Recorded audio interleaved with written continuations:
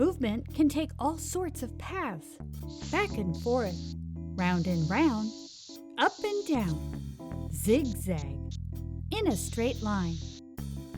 I think I understand. I can go through all types of movements if I want to. But hey, I can walk.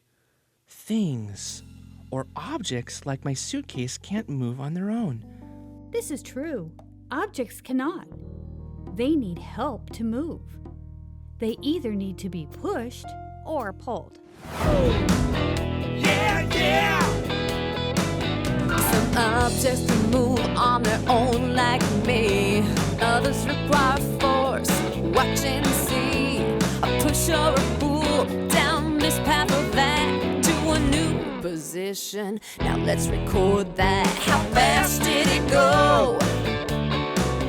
We call that the speed. Friction can slow it, and so can gravity. Working together, they finally finished. It was time to compare the results and talk about what they observed with Mrs. Alarcon.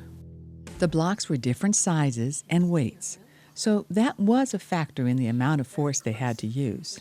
The surprise was how very much the surface affected the amount of force needed.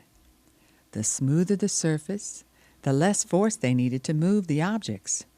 The rougher the surface, the more force they had to use.